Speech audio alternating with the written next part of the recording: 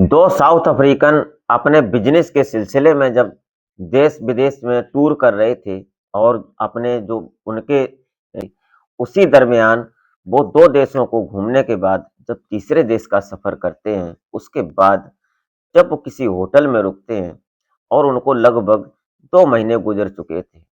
उसी बीच उनमें से जो एक था, वो थोड़ा हँसमुख टाइप का व्यक्ति था। वो हर बात को हँसी और ठिठोली करने में निकाल दिया करता था। तो उसने आज प्लान बनाया कि क्यों ना कुछ आज रंगीन किया जाए, कुछ अलग किया जाए, कुछ एंटरटेनमेंट किया जाए। ये सब सोचकर दोनों बातचीत कर रहे थे अपनी वहाँ की लोकल लैंग्वेज में। लेकिन उसी बीच जब दोनों की बातचीत कन्फर्म हो जाती है, तो फिर वो पहुँचते हैं रिसेप्शन एरिया में, जहाँ पर जो रिसेप्शन पर बैठे हुए व्यक्ति मैनेजर थे, उनसे जब मिलता है तो उनसे बोलता है कि क्या कोई लड़की मिल जाएगी आज की रात के लिए? ये सुनकर वो पहले तो सोचते हैं, क्योंकि ये साउथ अफ्रीका के थे और इनका सिस्टम कुछ अलग होता है। इसलिए उन्होंने कई बार सोचा, फिर उनसे बात कन्फर्म की और हर बात पक्की-पूरी की, कागज़ों पर लिखित।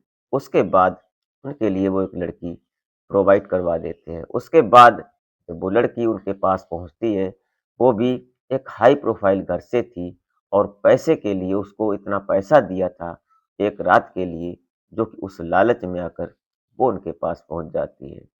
फिर जो कहानी बनती है, जब वहाँ लोगों ने देखा और जो रिसेप्शन पर बैठे हुए व्यक्ति थे, जो मैनेजर थे, उन लोगों ने जब ये बात देखी, उसके बाद फिर कहानी में बड़ा मोड़ आ जाता है। क्या होता है इस कहानी में वो जानेंगे सिलसिलेवार तरीके से, तो आप इस घटना में अंत तक ज़रूर बने रहिएगा और घटना को समझने की कोशिश करते हैं। तो वीडियो में ज़रा आगे बढ़ने से पहले आपसे बस वही एक छोटी-सी रिक्वेस्ट कि हमारे चैनल पर अगर आप पहली बार विज़िट किए हैं, तो प्लीज़ हमारे चैनल को सब्सक्राइब ज़रूर कर लें। इससे हमारा हौसला बढ़ता है, हमारा मोटिव बढ़ता है। और एक लाइक करके छोटा-सा कमेंट और कमेंट में अपना और अपने शहर का नाम ज़रूर लिख दिया करें। तो नमस्कार, प्रणाम, मैं अजय कोहली और आप देखना शुरू कर चुके हैं अजय कोहली सफ़र। आज की कहानी शुरू होती है साउथ अफ्रीका के रहने वाले जोजन और डिबाबो की। ये दोनों लोग वहाँ पर भले ही कुछ इलाकों में, कुछ एरियाज़ में जहाँ पर कुछ गरीबी है, लेकिन कुछ लोग ऐसे भी हैं जो बड़े बिज़नेसमैन हैं और वो ख़ासकर वहाँ रहकर या दूसरे देशों में जाकर बिज़नेस किया करते हैं। अपना उनका जो एक्सपोर्ट-इम्पोर्ट का काम है, उसको भी सेल करने की कोशिश करते हैं। इसीलिए ये 2016 में दिसंबर के महीने में निकलते हैं वहाँ से, लास्ट दिसंबर। और जब ये वहाँ से निकले, उसके बाद ये सीधा पहुँचते हैं पहले श्रीलंका और वहाँ जाने के बाद इन्होंने कई एक बड़े बिज़नेसमैनों से अपने संपर्क और मीटिंग की। उसके बाद ये फिर आते हैं भारत और भारत में आकर लगभग इन्होंने 20 दिन गुज़ार दिए। तब तक 16 दो 2017 का जनवरी महीना चलने लगता है, ठंड का असर हो जाता है इधर और ये दोनों लोग इधर ही थे।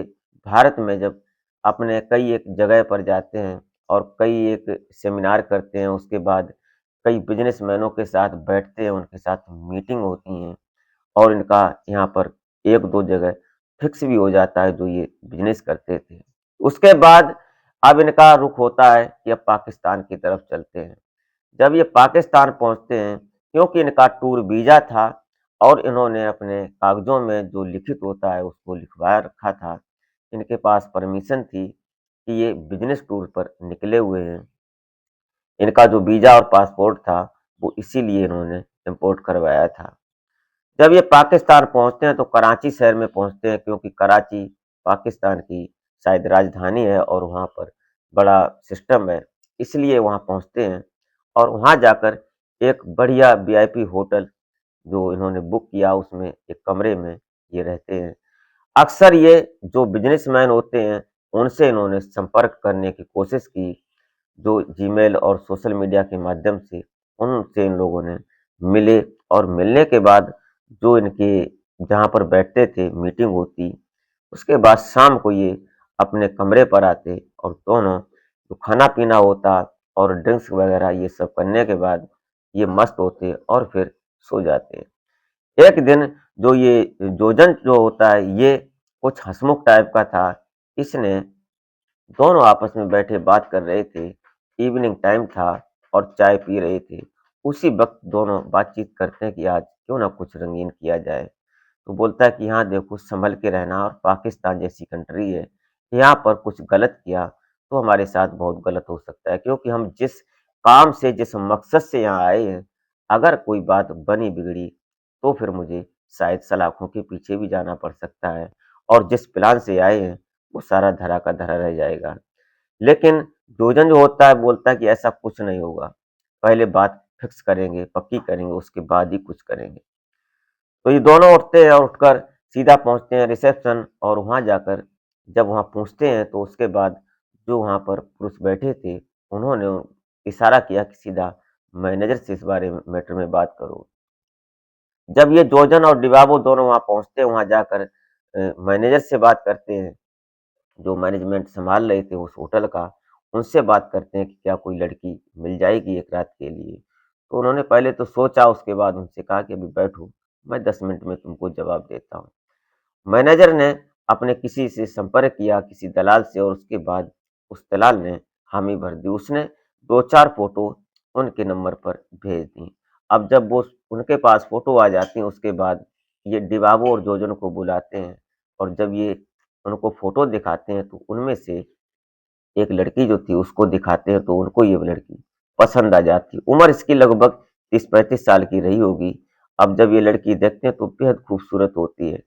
अब जो जोजन था, ये एकदम फिदा हो जाता है, बोलता है कि इसको हमें चाहिए, चाहे जैसे भी हो, जो भी पैसा लगेगा मैं देता हूँ।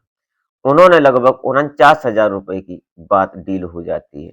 जब डीलिंग हो जाती है, उसके बाद कुछ आधा पैसा ये ले लेते हैं, पहले वहाँ जमा हो जाता है। उसके बाद जब तुम्हारी रात हो जाए, सुबह होगी, उसके बाद बाकी का पैसा तुमको दिया जाएगा, ऐसा करके फिक्स हो जाता है। जब वो लड़की आती है शाम को, आने के बाद वो एक हाई प्रोफाइल घराने से थी। उसके बाद जब आती है, वहाँ आने के बाद जब कमरे में जाते हैं, और कमरे में दोनों लोग, ये जोजन और डिबाबो उस लड़की के साथ पहले तो ड्रिंक्स का सेशन चलता है, उसके बाद फिर जब ये दोनों अतरंग हो जाते हैं, इंटीमेट होने लगते हैं, तो इन दोनों का जो परफॉर्मेंस थी और इनके अंगों की जो बात करें, वो कुछ लंबाई उस हिसाब से ज़्यादा थी। तो जब ये दोनों अपनी परफॉर्मेंस करते हैं, उसके बाद उस लड़की की हालत खराब हो जाती है। उसके चेहरे की रंगत ये बता रही थी, वो लड़की दर्द से ज़्यादा परेशान है, और वो आज गलत राह पर चल गई, और शायद उसको इस बात का पछतावा भी हो रहा था। उस कमरे से जो आवाज़ें आ रही थी, उन आवाज़ों को सुनकर और बाकी के जो कमरे जिन्होंने बुक कर रखे थे, जो लोग थे वहाँ पर, वो सुनकर सोचने लगते हैं कि ऐसा क्या हो रहा है? क्योंकि उस कमरे की चीखें जो थीं, वो इतनी तरह बुरी तरह से गूंज रही थीं कि जो लोग सुन रहे थे, वो भी थोड़ा सुक्त हो जाते थे। ऐसा हो रहा था। उसके बाद जब उससे बर्दाश्त नहीं होता, उसके बाद वो कैसे भी करके अर्धनग्न अवस्था में वहाँ से भागती है, और भागने के बाद जब रिसेप्शन पर पहुँचती है, वहाँ जाकर जब वहाँ जो जो बैठे थे उस एरिया में, उनको सँभालते हैं, और सँभालने के बाद वो बोलती है कि मुझे अब कुछ भी नहीं करना, मैं इनके पास नहीं जाऊँगी, क्योंकि वो दोनों एक साथ ही उसके साथ इंटीमेट हो रहे थे। ये बात जब वहाँ सुनी जाती है, तो उसको दूसरे कमरे में भेज दिया जाता है, और उसके बाद वो अपने दूसरे कमरे में जाती है, कुछ आराम करती है। रात का लगभग 2 बज रहा था। उसके बाद जब ये दोनों वहाँ फिर आते हैं, रिसेप्शन पर इनको बुलाया जाता है, उनसे कहा जाता है कि तुमसे पहले कहा था हमने कि कुछ गलत ना हो। लेकिन उसके बाद जब वो लड़की वहाँ से निकलती है सुबह, और सुबह जैसे निकली, तो कुछ लोगों ने जो वहाँ कमरे के आस-पास थे, उन लोगों ने जब ये बात सुनी, जो फैमिली लेकर वहाँ कमरे में रुके थे, उन लोगों ने शिकायत कर दी वहाँ थाने में, यहाँ होटल में कल कुछ गलत होता है। ये बात सुनकर जैसे ही वहाँ पुलिस दाखिल होती है, तो जो लड़की का मैटर था, और जो ये जोजन और डिबाबो थे, इन दोनों को जब वहाँ देखा जाता है, फिर उस लड़की को बुलाया जाता है।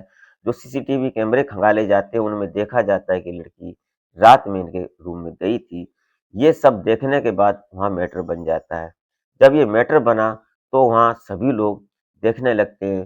किसी ने अपना फ़ोन निकाल कर वीडियो शूट करना शुरू कर दिया, किसी ने फोटो बनाना शुरू कर दिया।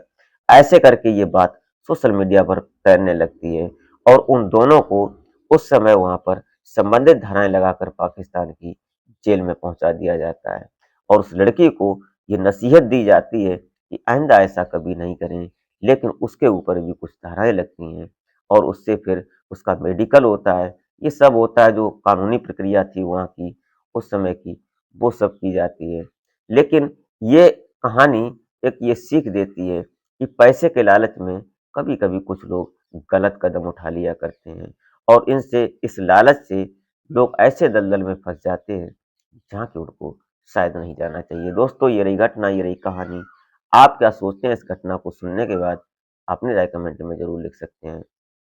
दोस्तों, ये घटना हमने सोशल मीडिया के माध्यम से उठाई है। इसमें मैं या मेरा चैनल किसी बात की कोई ज़िम्मेदारी नहीं लेते हैं। कृपया दर्शक अपने विवेक से काम लें। इसी के साथ आप अपना और अपने परिवार का बेहतर तरीके से ख्याल रखें।